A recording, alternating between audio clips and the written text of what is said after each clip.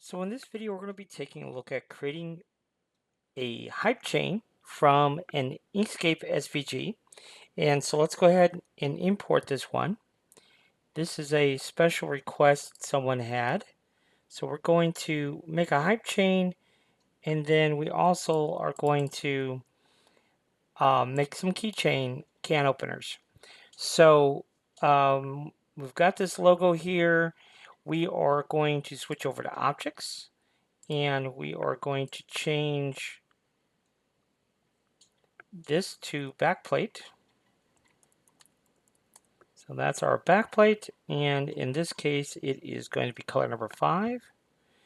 And then we'll have our logo, and in this case it'll be color number 2. And no, we're going to back up here. We're going to go color 3 for our backplate. We are going to go with color 5 for the logo, and lastly color 2 for that. Our little drips. So we'll call this drips. Alright, so on the back plate for hype chains, normally we do like 6 or 8. So in this case, we're going to do 6. And then for the logo, we will do 1. And then for the drips, we'll do those at 1. Now we have to put the logo on top of our back plate. So we'll go to the Move tool. Our back plate is 6. Our logo is 1. So we take half of 1, which is 0.5. So the Z would be 6.5. So now for the drips are 1. Half of 1 is 0.5, but it's on top of 6 and 7. So therefore it would be 7.5. All right, so that takes care of the basic logo. So now what we need to do is go ahead and add in our chain, which in this case we're going to do the old Cuban. So we hit Control I. We go to our desktop here and type in Cuban.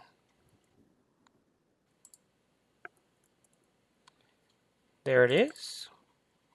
Go ahead and hit OK. We will set the color to 3, I think. Have it match our hype chain. We'll move this into place here. And then we can go ahead and just move the hype chain into position there. And this is ultimately what we would get. Now this piece here is 6.12. So it's just a little bit thicker. So I think what we want to do is let's just go ahead and make that 6, because our height chain is also at 6. And let's just go ahead and set that at 3. And I think I'll be happy with that. All right, so let's go ahead and copy this to a new build plate. So we will copy and paste to a new build plate. And then we're just going to move this up a little bit. Maybe move the prime tower down here. And I think I'll be pretty satisfied with this. We're going to go ahead and select this. Shift Control, right click and merge. Now those two are together. They have to be together in order to print. And then what we're going to do on the global side, we are going to come in here on global to our quality tab and set these parameters for line width to 0.25. All of them. Well, I say all of them, but all of them up to top layer.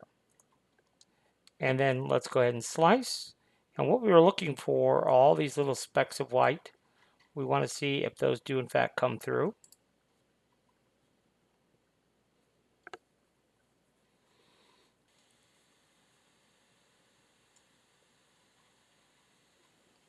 All right.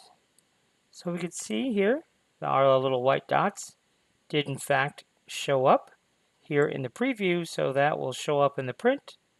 So yes, I'm very satisfied with that. So we are going to run with that. All right. So now what we're going to do is we're going to make a can opener. So with that, we are going to change our size of our logo here in the X direction. We're going to uniform scale, and we're going to scale everything to 67 millimeters. We'll tuck it down here. And then we are going to alt click here, and that needs to be a thickness of 6. When we're doing can openers, and it has to be 6. Now we've got two other components to this logo, and that is this has to be 1, and then this also should be 1. But this logo, our back plate is going to be at the top of our layer stack. So that back plate is going to be 6.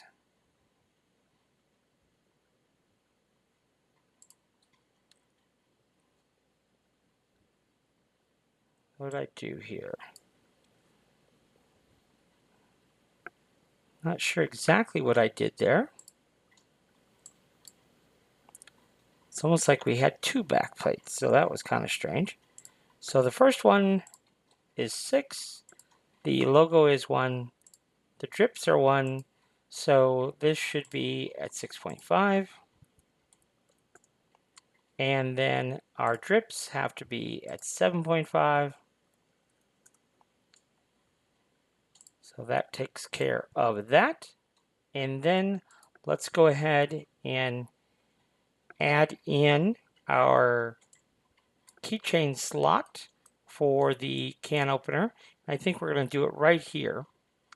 So let's go ahead and insert that. So we're going to do Control I here. And we're going to go to the desktop and type in can. And there it is. Now this is available on our Patreon for free. So if you need it, you can get it. So we're going to rotate it around here. And it's okay that it be at an angle. So we're going to move here. And then we can just kind of freeform move it. Now if we want to set it more at an angle, we certainly can. So for example, if I have it up here a little bit, and then I want to rotate it a little bit more, just like so, just so that begins to barely peek out there. So you can see that's where the other side is over there. It's not quite out. So now it is. So now maybe we can rotate it back.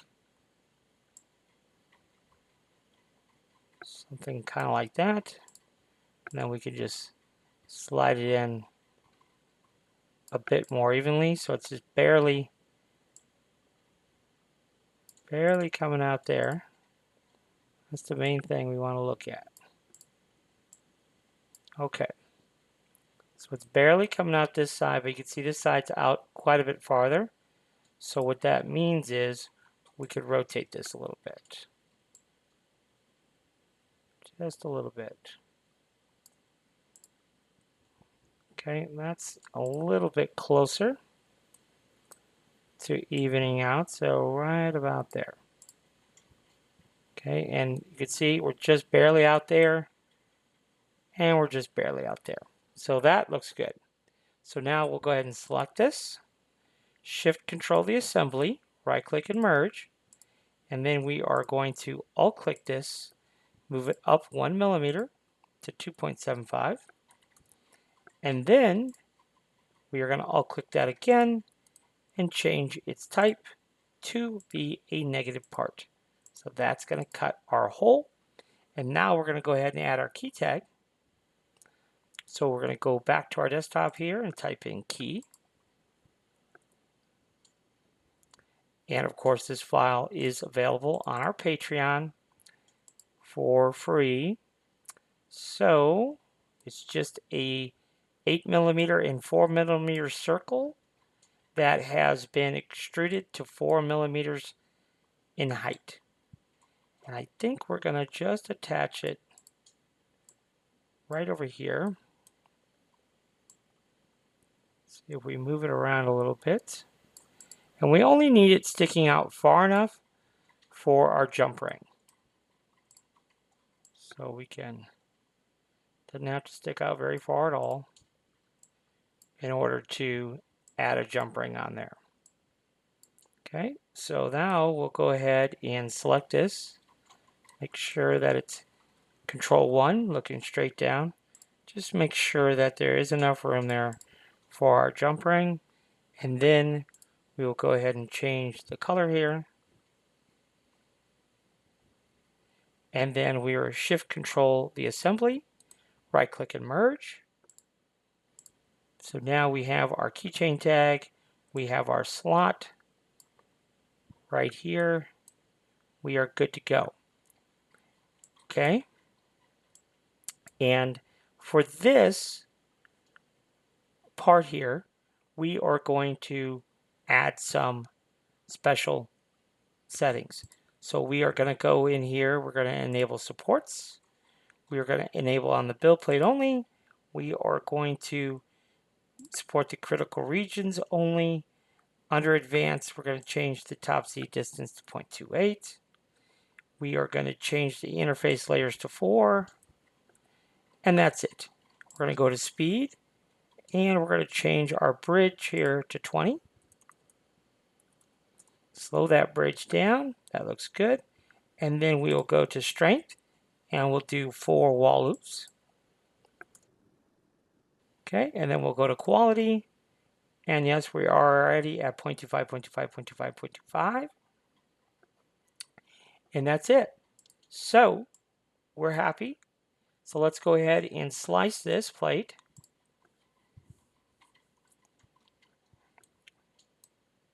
These are very, very tiny little specks, but they will actually show, they will actually print.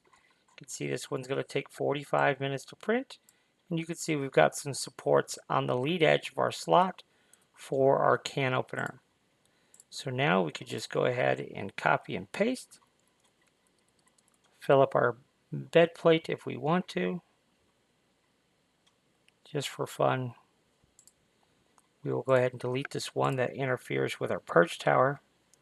We will shift click the rest. And we'll right click and center those up. And that's usually how I do my hype chains. So we've got all the keychain can openers in the hype chain. Let's go ahead and save that file to the desktop, and we'll call it STL3D Nike Hype. I will post this to my Patreon for everyone to get as a freebie. Go ahead and hit save. So that's it for this one, guys. So I hope you enjoyed this one, and keep the questions coming. If you have something that you want to see demonstrated, we want to demonstrate it for you. So please feel free to keep those coming, and we'll be happy to create some video tutorials and getting your questions answered. So until next time, thanks for watching. If you have any questions or need one-on-one training or some custom files made for you, this is my contact information, so feel free to reach out via email. You can text me. You could even give me a call. I'd be happy to answer questions or give you more details on the one-on-one training we offer, and as well as if you need custom files made until you are up to speed on how to make them yourself, feel free to reach out and we'd be happy to help you with that as well.